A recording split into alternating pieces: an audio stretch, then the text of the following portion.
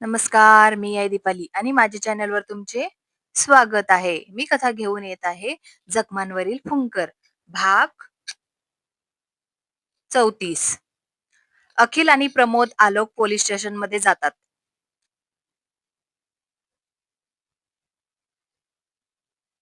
अखिल inspector सोबत बोलत असतो. इन्स्पेक्टर हवालदारला हाक मारतात. हवालदार लगेच इन्स्पेक्टर जवळ येतो. राकेशला बाहेर घेऊन या, इन्स्पेक्टर म्हणतात. हवालदार लगेच जातात आणि त्याला घेऊन येतात. आलोक राकेश जवळ जाऊन त्याच्या कानाखाली एक देऊन देतो. इन्स्पेक्टर आलोक जवळ जातात आणि आलोकला मागे घेतात. राकेशला बसायला सांगतात. आता बोल, तुझे आयुष्य कसे काय खराब झाले आहे, इन्स्पेक्टर म्हणतात. राकेश त्यांच्याकडे बघतो. इन्स्पेक्टर राकेशला परत बोलतात. बोल, मी मुक्तासोबत खोटं लग्न केलं. हे माझ्या बायकोला माहिती होतं. तेव्हा ती काही बोलली नव्हती. आम्ही लग्न करून आलो. मुक्ता मला खूप बोलली. तिला माझा राग आला होता. माझ्या बायकोने सगळं ऐकले. मुक्ताने लग्नाची साडी चेंज केली. ती साडी पण मुक्ता घेऊन गेली नाही. मुक्ता मला पण खूप बोलली. माझ्यासोबत सगळं खोटं होतं. मला काही केलं पण नव्हतं. जर कधी कोण्या मुलीसोबत काही केलं तर तुला समजणार पण नाही. ती माझ्या बायकोच्या डोक्यात गेलं. माझे तिच्यावर खूप प्रेम आहे. तिला ते समजलेच नाही. तिने मुलांना घेतलं. तिच्यासाठी जे घर मी घेतलं होतं तिथे घेऊन गेली. मला तिथे येऊ पण देत नाहीये. ऑफिस जॉईन केलं. मुलांचे पण तीच बघते, राकेश म्हणतो. अखिल, प्रमोद आणि आलोक त्यांच्याकडे बघत होते. तुझी शिक्षा तुला मिळाली, इन्स्पेक्टर म्हणतात. हवालदारला सांगून त्याला घेऊन जायला सांगतात. अखिल इन्स्पेक्टर सोबत बोलतो. त्याचे बोलणं झाल्यावर ते पोलीस स्टेशन मधून बाहेर निघून जातात. मला वाटते राकेश आता मुक्ता वहिनीला काही कळणार नाही, प्रमोद म्हणतो. त्याच्या बायकोला भेटायचं का, अखिल म्हणतो. कशाला, तिने चांगलेच केलं आहे, आलोक म्हणतो. आपण मुक्तासाठी तिला भेटू, तिला समजावू. तो त्याच्या बायकोसोबत सुखात राहील, मुक्ताला त्रास देणार नाही, अखिल म्हणतो. मी हा विचारच केला नाही. आपण मुक्ताला घेऊन जाऊ, ती त्यांना आपलं चांगलं समजावू शकेल, आलोक म्हणतो. 3-4 दिवस होऊ दे, मग आपण जाऊ, अखिल म्हणतो. ठीक आहे, आलोक म्हणतो. ते घरी निघून जातात. आलोक घरी येतो. गिरीश आलोकला विचारतात. आलोक पण गिरीशला सगळं सांगतो. माझ्या मुक्ताच्या मागे का लागला आहे, गिरीश म्हणतात. आपण आता मुक्ताचे लग्न लवकर करून टाकू, आलोक म्हणतो. सागर सोबत बोलून घेतो, गिरीश म्हणतात. असे छान दिवस जात होते. कल्पेश आणि सिमी, प्रमोद त्यांच्या घरी निघून गेले होते. त्यांना जायचे तर नव्हते, पण जावे तर लागणार होते. जान्हवी आणि चेतनचे लग्न पण झाले. मनीषाकडे गोड न्यूज होती. ललित आणि मनीषा खूप खुश होते. दोघं खूप मन लावून काम करत होते. मनीषाचे आत्या मामा त्याच्या जवळ राहायला आले होते. मनीषा आश्रमात जाऊन आली होती. आनंदीबाईला पण त्यांनी गोड बातमी सांगितली. त्यांना पण खूप आनंद झाला होता. मनीषा सगळ्यांना भेटून घरी निघून गेली. अखिल, आलोक आणि मुक्ता राकेशच्या बायकोकडे जाणार होते. अखिल आलोककडे आला होता. ते जायला निघाले होते. रुपाली, मुक्ता काही होणार नाही ना? राकेशच्या बायकोने त्यांचे म्हणणे ऐकायला हवे, गिरीश म्हणतात. आता सगळे छान होईल, तुम्ही नका टेन्शन घेऊ, रुपाली म्हणतात. तसेच होऊ दे, गिरीश म्हणतात. मी ऑफिसला जातो, गिरीश म्हणतात. तयार होऊन ऑफिसला निघून जातात. 3-4 तासाने ते राकेशच्या बायकोच्या घरी गेले. आलोकने डोरबेल वाजवली. ती दरवाजा उघडते. आलोकला बघून म्हणते, तुम्ही कोण, इथं कसे काय आले? माझ्यासोबत तुमचे काही काम होते, राकेशची बायको म्हणते. आलोक मुक्ताला हाक मारतो. राकेशची बायको मुक्ताकडे बघते. मुक्ता, तू का आली आहेस? यांनी परत काही केले आहे का, ती म्हणते. आम्ही मध्ये येऊ का, मुक्ता म्हणते. राकेशची बायको नीट बोलत होती. त्यांनी मध्ये येण्यासाठी म्हटले.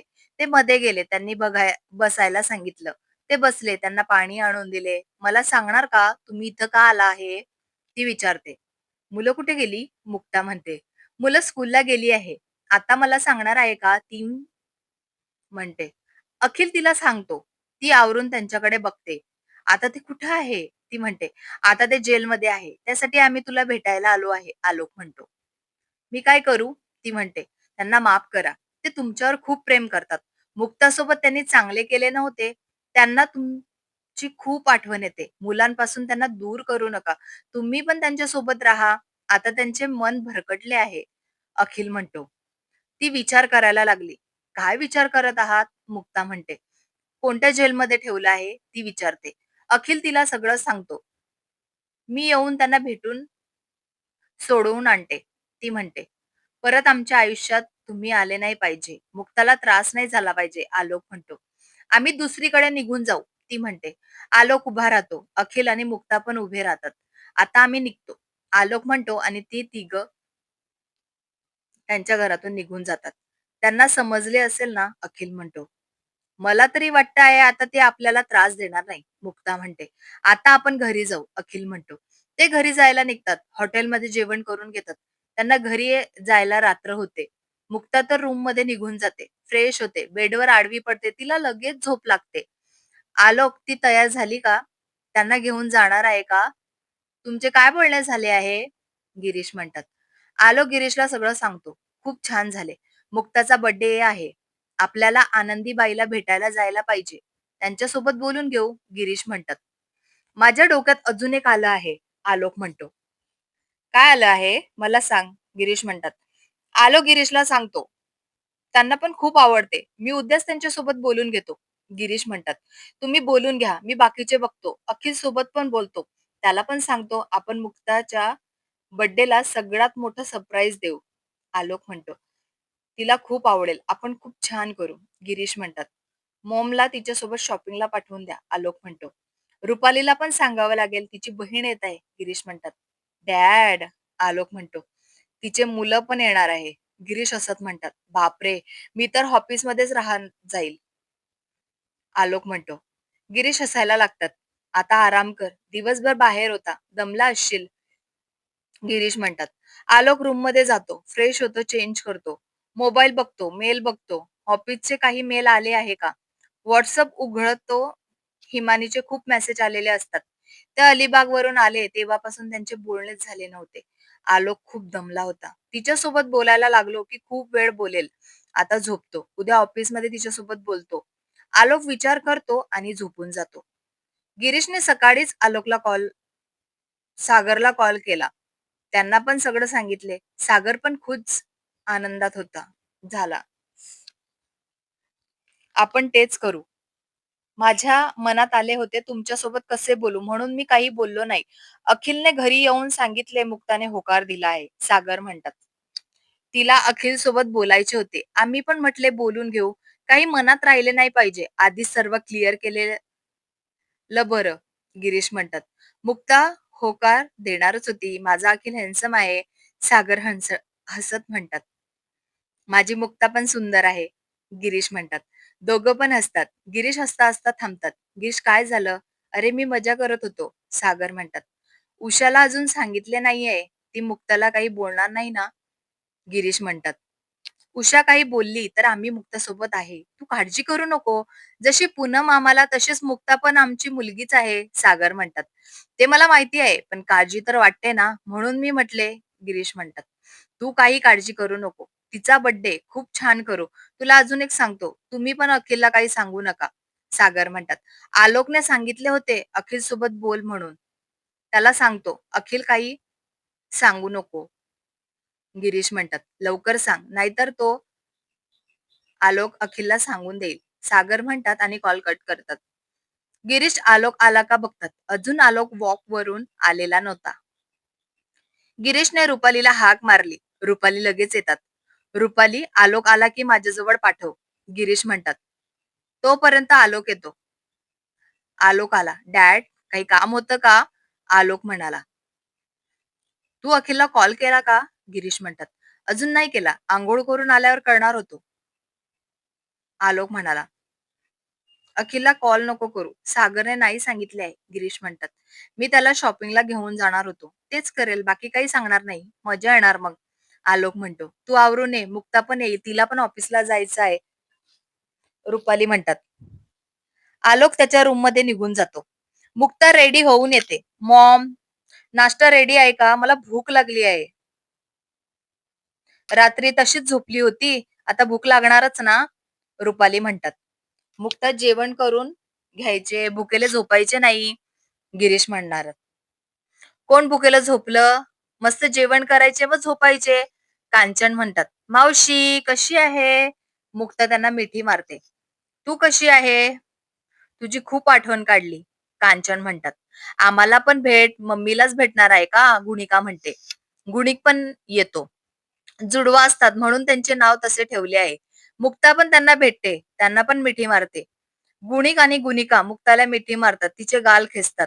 मुक्ताला इरिटेट होतं. रुपाली बघतात. कांचन कशी आहे? मुलांनो दमले असणार. चला मी रूम दाखवते. फ्रेश होऊन या. आपण नाश्ता करू. रुपाली म्हणतात आणि त्यांना त्यांच्या रूम दाखवतात. गिरीश आणि मुक्ता हसतात. मुक्ता गाल पकडून बसलेली होती. मुक्ता गाल दुखत आहे का? गिरीश तिच्या गालाला हात फिरवत म्हणतात. आलोक आला. त्याने गिरीशला मुक्ताच्या गालावर हात फिरवताना पाहिले. डॅड काय झाले? मुक्ता तुझे गाल लाल का झाले? आलोक काळजीने म्हणतो. तुझी मावशी आली आहे, गिरीश म्हणतात. आलोक डोक्याला हात लावतो. मुक्ता लवकर नाश्ता कर. ऑफिसला जा. आलोक म्हणतो गण्याला हाक मारतो. गण्या पण लगेच नाश्ता घेऊन येतो. गिरीश, आलोक, मुक्ता लगेच नाश्ता करून घेतात. मुक्ता रूम मध्ये जाते. तिची बॅग, मोबाईल घेते. गाडी घेऊन ऑफिसला जाते. आलोक आणि गिरीश पण रुपालीला सांगून ऑफिसला निघून जातात. अखिल पण नाश्त्यासाठी येतो. पूनम पण आलेली असते. अखिल, उद्या मुक्ताचा बर्थडे आहे, सागर म्हणतात. आलोकचा कॉल आला होता. त्याने सांगितलं शॉपिंगला ये असं म्हणत होता. अखिल म्हणतो.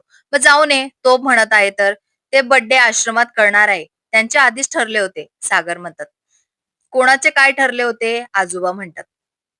मुक्ताचा बर्थडे आहे. गिरीश आणि रुपाली वहिनीने आधीच ठरवले होते. आलोक कामाला लागला. सागर म्हणतात. मुक्ताचा बर्थडे कुठे करणार आहे? 3-4 वर्षातून करणार आहे. आता ते चांगलाच करतील. तिला आठवण राहीन असा. आजोबा म्हणतात. आश्रमात करणार आहे. सागर म्हणतात. मस्तच आहे. आशा आणि निरंजनला पण बोलून घेऊ. मुलांना पण परत येता येईल. आजोबा म्हणतात. त्यांना परत जायचे नव्हते. आशा आधी अशी नव्हती. आता अशी का झाली आहे? काहीच समजत नाहीये. मला गावाला जायचे होते. मुक्ताच्या बर्थडेला त्यांना बोलवू. अखिल आणि मुक्ताबद्दल त्यांना सांगून टाकू. आजी म्हणतात. आजी मला वाटतं आपण सांगायची घाई नको करायला. काकू सोबत मला बोलायचे आहे. त्यांना सगळ्यांना सरप्राईज द्यायचे आहे, अखिल म्हणतो. कसले सरप्राईज? मला काहीच माहिती नाहीये, सागर म्हणतात. डॅड, सरप्राईज आहे. आधीच कसं सांगून देऊ? अखिल म्हणतो. सागर काही बोलत नाही. तारा नाश्ता लावायला सांगतात.